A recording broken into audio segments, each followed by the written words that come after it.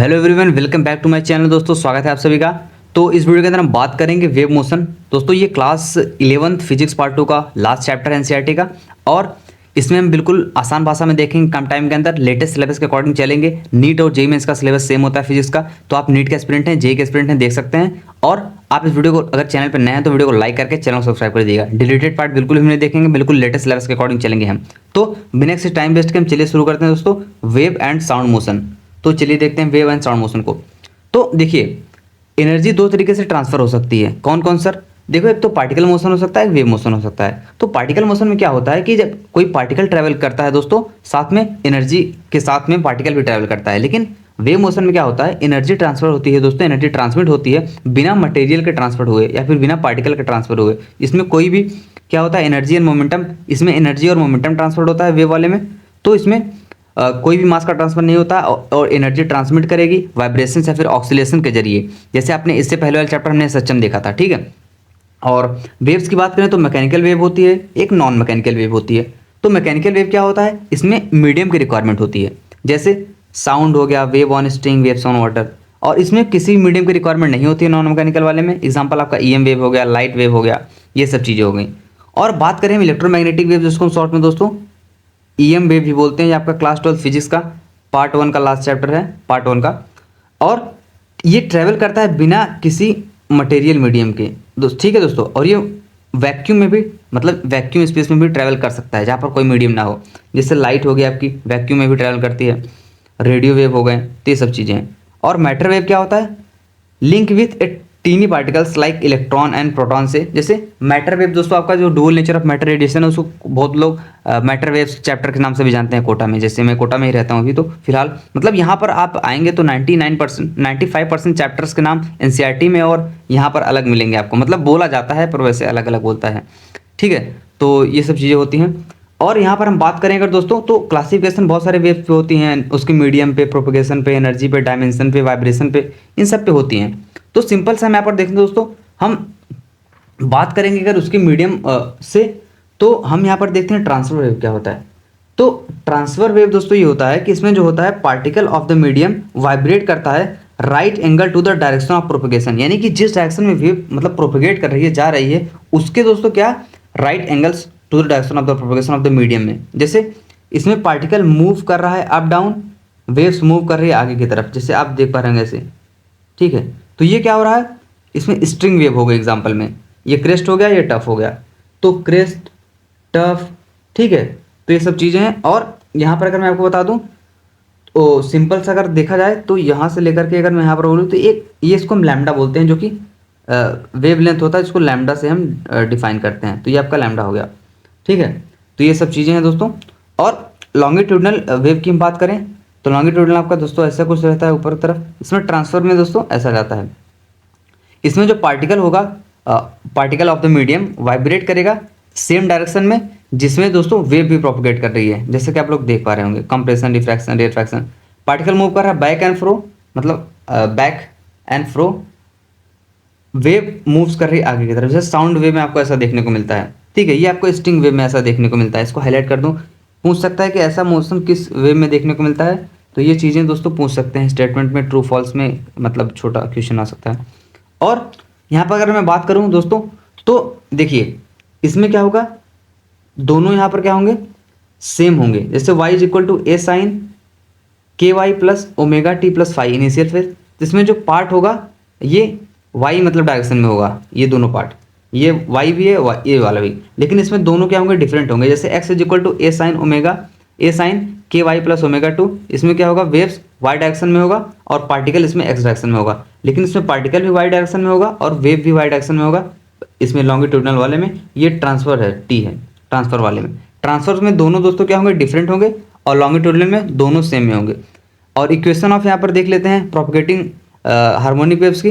तो SHM is the oscillation of the one particle wave in the oscillation of the thousand of particle. SHM क्या होता है, oscillation होता है एक पार्टिकल्स का, एक पार्टिकल इसमें ऑक्सीलेट कर रहा है। लेकिन वेव्स क्या होता है, इसमें थाउजेंड्स ऑफ पार्टिकल मिलकर ऑक्सीलेट करके दोस्तों वेव्स फॉर्म करते हैं। इसकी इक्वेशन की अगर हम बात करें तो इसकी इक्वेशन है y is equal to a sine omega t plus minus k x plus minus five हो सकता है। ए आपका यहाँ पर एम्पलीट्यूड है, ओमेगा एंगुलर फ्रीक्वेंसी है, ये इनिशियल फेज है, और एंगुलर वेव नंबर जिसको हम के से डिनोट करते हैं वो होता है 2 पाई बाई लैम्डा, और वेव नंबर जिसको वी बार वो is equal to 1 by lambda होता है।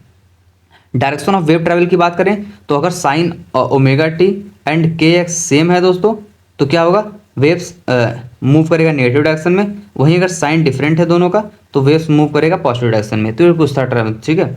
और एस्टिमेशन ऑफ पार्टिकल डायरेक्शन की बात करें तो velocity of particle minus velocity of wave into slope of wave कर देंगे। तो इसमें सिंपल सा क्या करना है, जैसे यहाँ पर दोस्तों कोई पार्टिकल है, ठीक है, तो वो किसके बराबर होगा, माइनस कर देंगे वेलोसिटी ऑफ वेव में, और जो स्लोप ऑफ वेव बनेगा, जैसे स्लोप बन रहा है ना, स्लोप क्या होता है दोस्तों, टेंजेंट कोई हम ड्रा करते हैं किसी भी उस पर तो स्लोप मतलब जैसे हमको स्लोप मिलता है। तो यहाँ पर क्या होगा, आपको क्या देखना है, don't just look at the formula, formula आप मत देखो, आप देखो कि जो डायरेक्शन है वेव का जो ट्रेवल कर रहा है और जो शिफ्ट हो रहा है कर्व में वो स्लाइटली किस डायरेक्शन में है, तो जिस डायरेक्शन में वो होगा उधर ही पार्टिकल जाएगा, सिंपल सा बात है।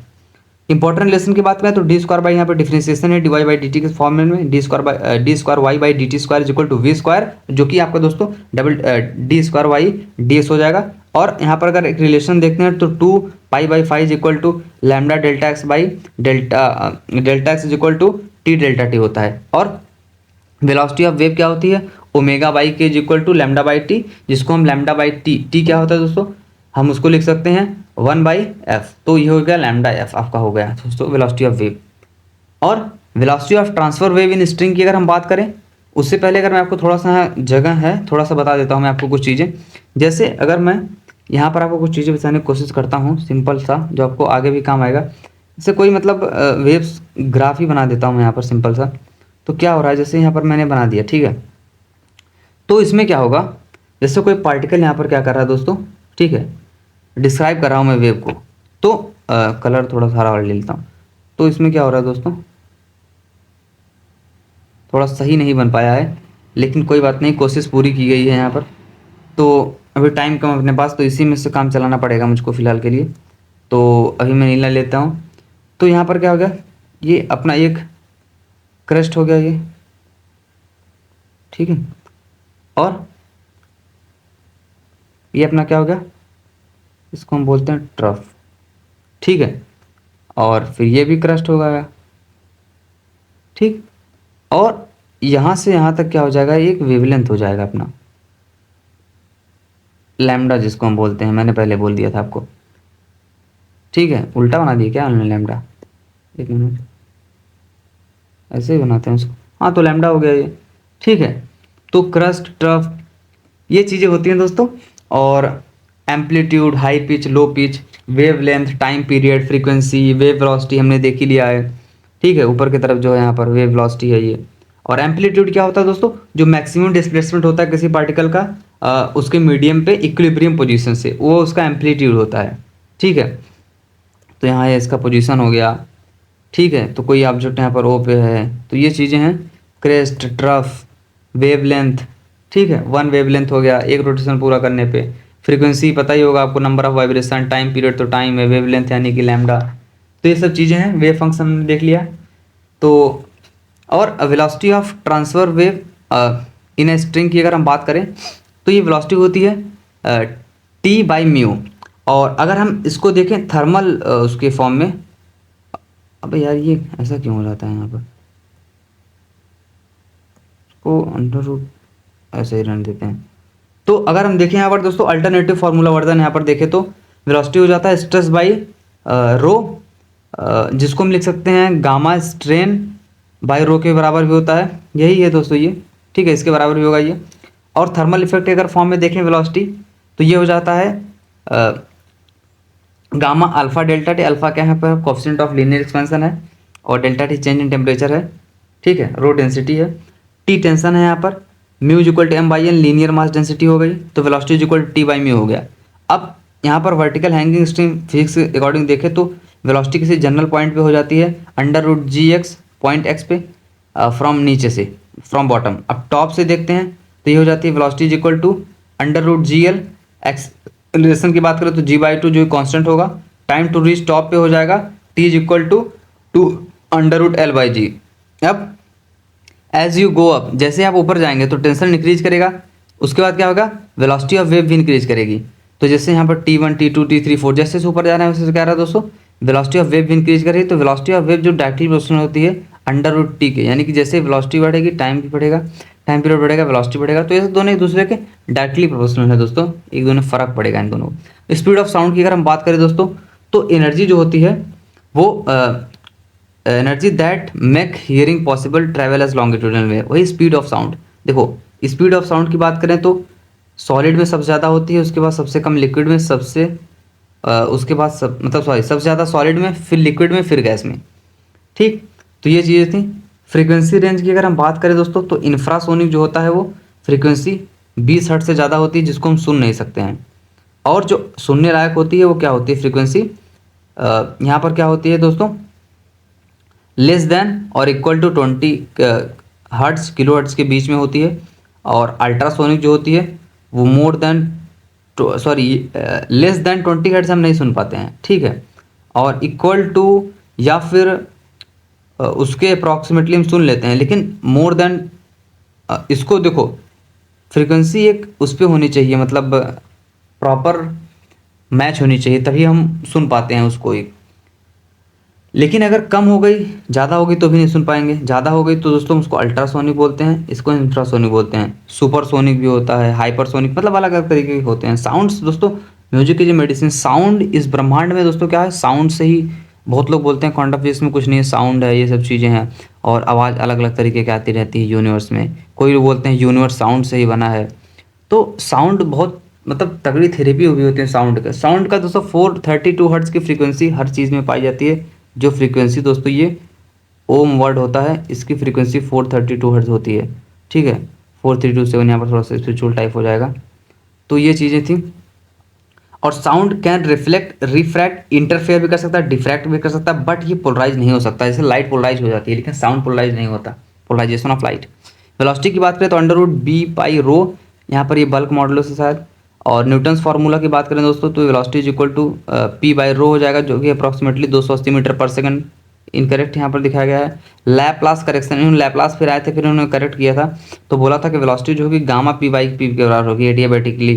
जो एडियाबेटिक में कुछ एक्सचेंज नहीं हो सकता, आइसोथर्मल में टेम्परेचर वगैरह कांस्टेंट रहता है, ये सब चीज़ थी। तो वेलोसिटी की बात करें तो under root gamma R T by M हो जाता है। तो वेलोसिटी डायरेक्टली उसमें तो टेम्परेचर हमने पहले देख लिया, और इनवर्सली प्रोपोर्शनल होती है मास के। और इन्वायरमेंटल नोट्स की अगर बात करें तो मॉइस्ट एयर की सबसे ज़्यादा वेलोसिटी होती है ड्राई एयर के कंपेरिजन में। और यहाँ पर ये इसकी बात करें पी की अगर हम बात करें तो ये क्या होता है, ड्राई में सबसे ज़्यादा होता है, फिर उससे कम मॉइस्ट में होता है। साउंड वेव प्रॉपर्टीज़ की बात करें तो टेम्परेचर वेरिएशन अगर हम देखें तो V T is equal to V naught 1 plus T by 456 होता है। और डेल्टा वी यहाँ पर दोस्तों 0 पॉइंट चेंज इन वॉल्यूम हो जाएगा यहाँ पर 0.61 टी। और चेंज इन वेलोसिटी जो होता है, सॉरी वेलोसिटी है ये, चेंज इन वेलोसिटी है sorry, 0.16 metre per second per unit Celsius होता है। कंप्रेशन रिफ्रैक्शन की बात करें तो प्रेशर में अगर मैक्सिमम कंप्रेशन होगा तो हाई प्रेशर वहाँ पर लिखा जाएगा, तो रेयर फ्रैक्शन मिनिमम हो जाएगा, तो प्रेशर लो हो जाएगा। डेंसिटी की बात करें, प्रेशर था ये, इसमें मैक्सिमम हाई डेंसिटी होगी, मिनिमम लो डेंसिटी होगी रिफ्रैक्शन में। डिस्प्लेसमेंट में दोस्तों कंप्रेशन अगर मिनिमम है, रिफ्रैक्शन मैक्सिमम होगा। फेज डिफरेंस दोस्तों कैसे डिस्प्लेसमेंट करेगा, पाई बाई 2 के डिफरेंस में प्रेशर वेव में। और इंटेंसिटी एंड, इसमें भी गड़बड़ हो गया है, चलो ऐसे ही देख लेते हैं इसको। तो इंटेंसिटी एंड एनर्जी की अगर हम बात करें तो चेंज डेल्टा पी मैक्सिमम होता है बीटा ए के।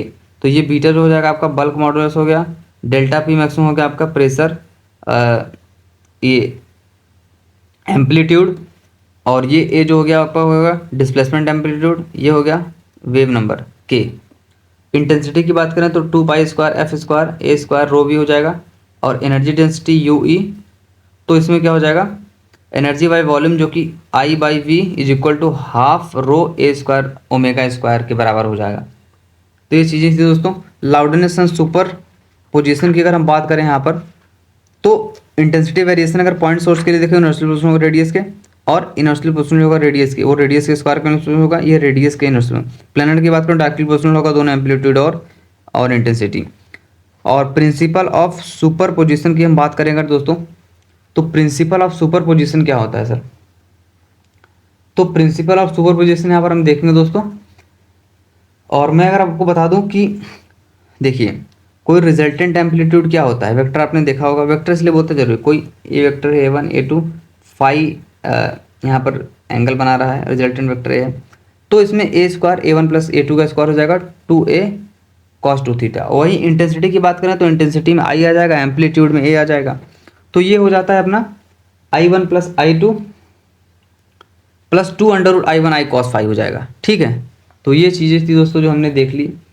अब मिनिमम मैक्सिमम रेशियो क्या होता है, तो आई मैक्सिमम हो जाएगा A1 प्लस A2 का स्क्वायर, आई मिनिमम हो जाएगा, माइनस कर देंगे, बाकी सारी चीज़ें सेम रहेंगी। तो दोस्तों ये चीज़ें थी, और मतलब और भी हो सकती हैं। तो super position of two waves देखते हैं with same wavelength and same frequency, constructive और डिस्ट्रक्टिव इंटरफेरेंस।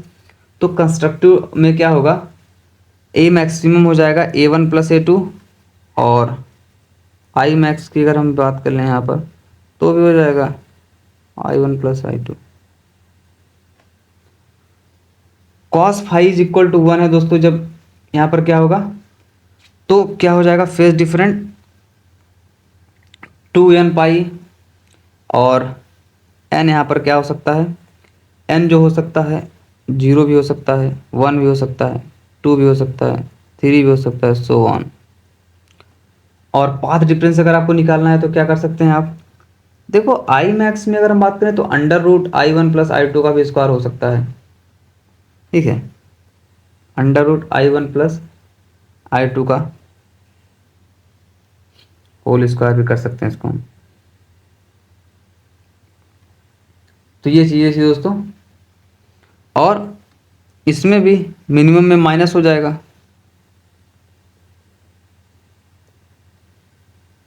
मिनिमम में क्या हो जाएगा, माइनस हो जाएगा।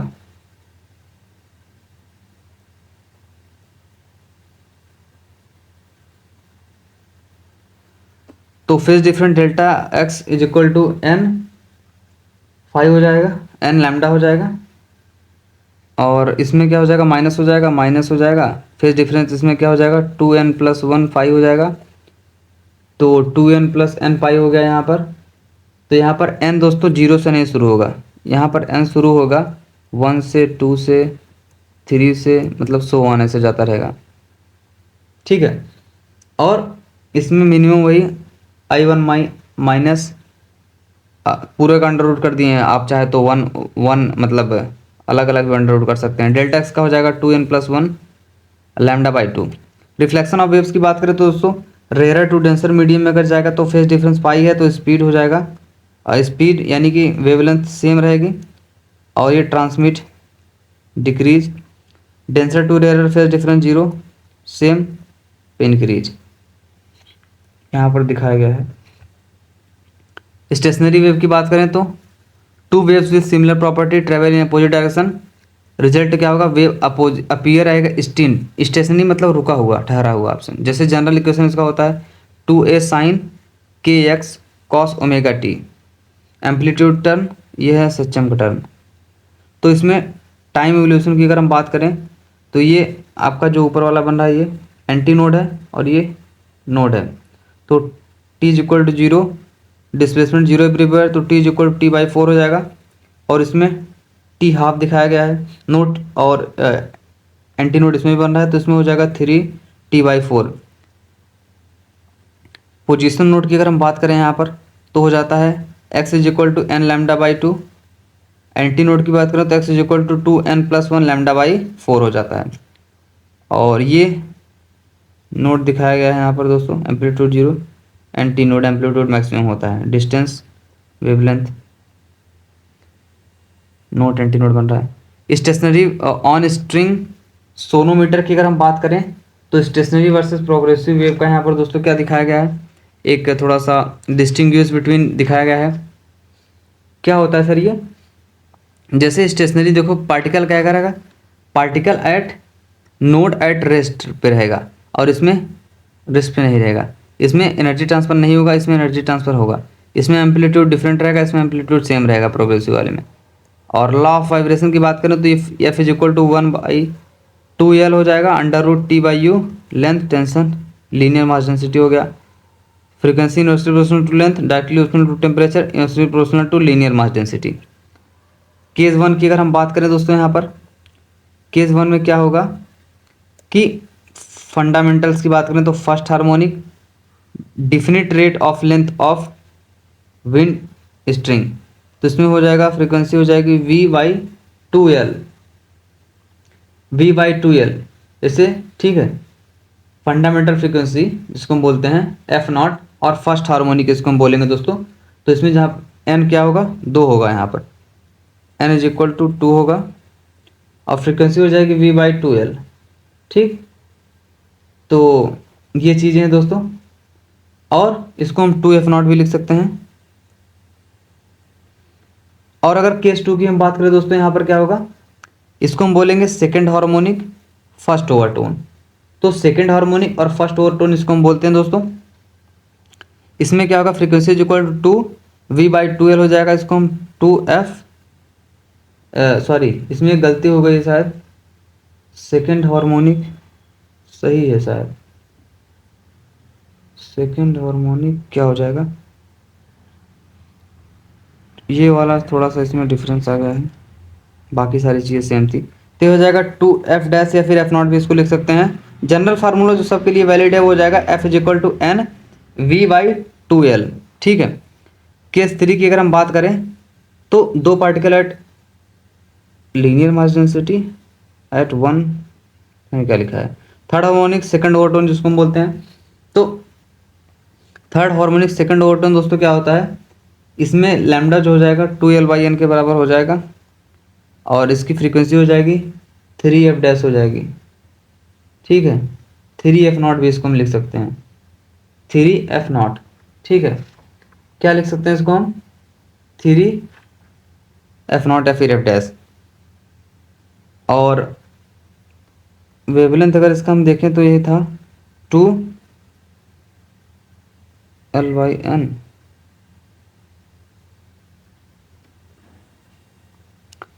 ऑर्गन पाइप की अगर हम बात करें दोस्तों, तो ऑर्गन पाइप क्या होता है सर, तो कई टाइप के ऑर्गन पाइप होते हैं।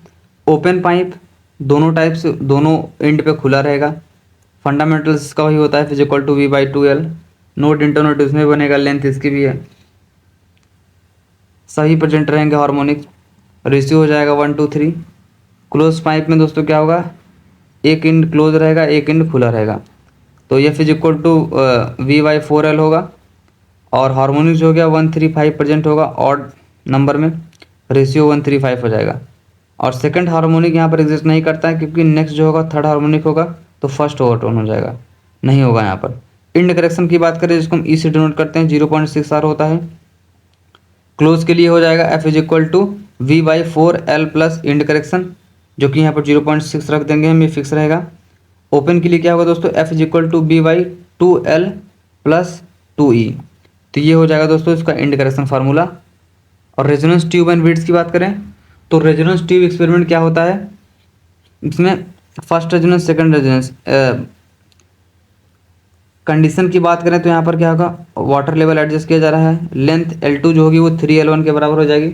इसका अगर सिंपल सा अगर हम देखने चले यहाँ पर दोस्तों क्या होता है कि वाइब्रेटिंग स्ट्रिंग जो है फिक्स करते हैं नंबर ऑफ लूप्स, एंड ये एक्सपेरिमेंट किसने किया था, इसने मेल्डिस एक्सपेरिमेंट इसको शायद बोलते हैं, I am not sure about that, but जिसने भी किया था स्पीड ऑफ साउंड हो जाएगा V = 2F L2 - L1, और इंड करेक्शन इसके लिए हो जाएगा E = L2 - 3L1/L2 resonance tube experiment के लिए।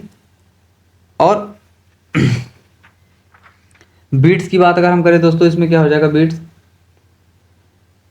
2 waves same amplitude slightly different frequency, delta 10 is greater than delta F। Beat frequency की बात करें तो F1 - F2 हो जाएगा, ये हो जाएगा।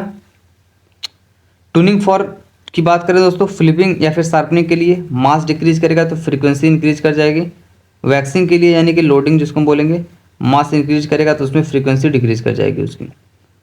और use the shift in frequency to solve the unknown fork, मतलब ये फ्रीक्वेंसी शिफ्ट को हम यूज करके निकाल सकते हैं अननोन फॉर्क की क्या होगी फ्रीक्वेंसी। तो ये था आपका कंप्लीट चैप्टर दोस्तों, थैंक यू।